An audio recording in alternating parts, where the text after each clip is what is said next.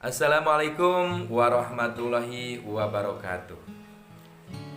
Ketemu lagi di channel Ang Am MDH yang selalu menyajikan kisah-kisah Pangarsa Magelar dengan keistimewaannya dan ulama-ulama yang lainnya insya Allah. Karena ketika seseorang yang selalu beribadah bertakwa kepada Allah Subhanahu wa taala dengan hati yang ikhlas, dengan hati yang benar-benar bersih, Allah Subhanahu wa taala akan memberikan sebuah keistimewaan kepada hamba-hambanya. Subhanallah.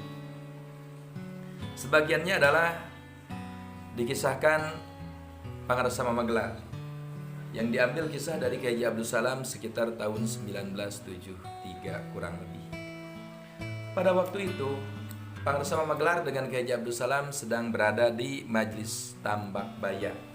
Majelis yang berada di bukit area kampung wilayah ataupun kecamatan Cibeber yang begitu menarik, suasananya yang begitu sejuk, pepohonannya yang begitu indah.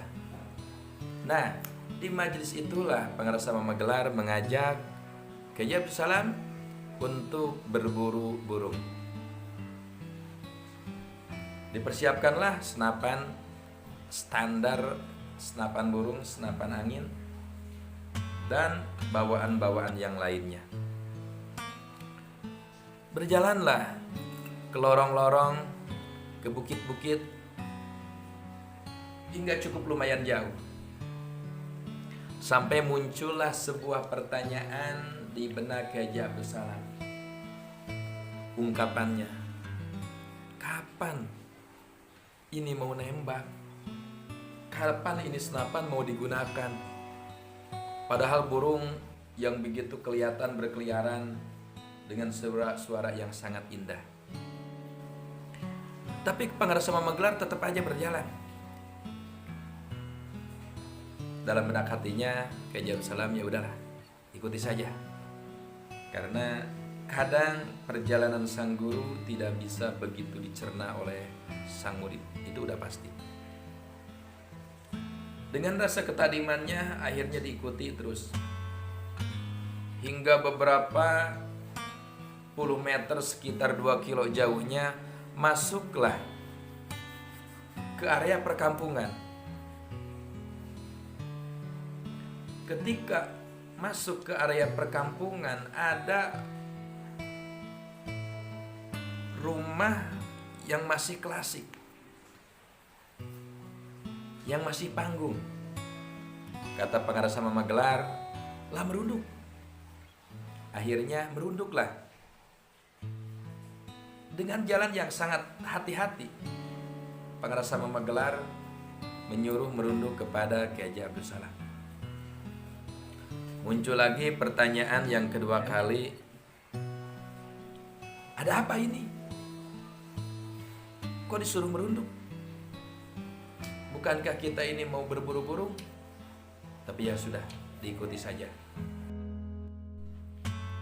Sekitar 5 meter kemudian, akhirnya Pangarsa Magelar menyergap kakek-kakek yang berselendang sarung dan memakai baju oblong. Sungguh kaget, ternyata kakek-kakek tersebut lagi membikin ajimah, lagi membikin isim. Maka dibawalah oleh Pangarsa Magelar alat-alatnya, kertasnya, kalamnya, mangsinya, jafaronnya, minyaknya, dan sebagainya. Kata Pangarsa Magelar, lah beresin semua. Beresin akhirnya. Itu kakek-kakek sungguh kaget. Dia bilang, mama maaf. Kata Pangarsa Magelar, ya udah. Setelah diberesin semua, Pangarsa Magelar, lam kantongin semua. Ayo kita bawa pulang. Kata kakek-kakek tersebut, mama, ini ada kopi dulu, ini ada air dulu. Kata Pangarsa Magelar, gak usah, mama lagi buru-buru. Ayo lam pulang. Akhirnya Pangarsa Magelar dengan Kiai Abdul Salam berangkat lagi. Di jalan Pangarsa Magelar membahas, lam, sebenarnya itu kakek-kakek yang membikin isim nantinya itu isim dibawa ke setiap warung, ke setiap ruko, ke setiap grosir, dan diminta untuk ditukarkan dengan kebutuhannya, minyak, kopi, gula, susu, dan sebagainya. Dan itu semua mengatasnamakan akang, maksudnya Pangarasa Mama Gelar. Nah, kata Pangarasa Mama Gelar bahkan diulas dalam salah satu pengajiannya. Kata Pangarasa Mama Gelar bakal banyak setelah Mama tidak ada, orang-orang yang akan mengaku Pangarasa Mama Gelar. Dan bahkan banyak juga orang-orang yang mengaku kemasukan Pangarasa Mama Gelar. Apalagi kalau sampai mengaku kemasukan Tuan Syekh Abdul Qadir Az-Zailani, mengaku kemasukan Syekh Syarif Hidayatullah, mengaku kemasukan Syekh Abdul Muhyi Pamijahan. Kata Pangarasa Mama Gelar, itu semua adalah bohong. Kenapa? Kata Pangarasa Mama Gelar diulas lagi.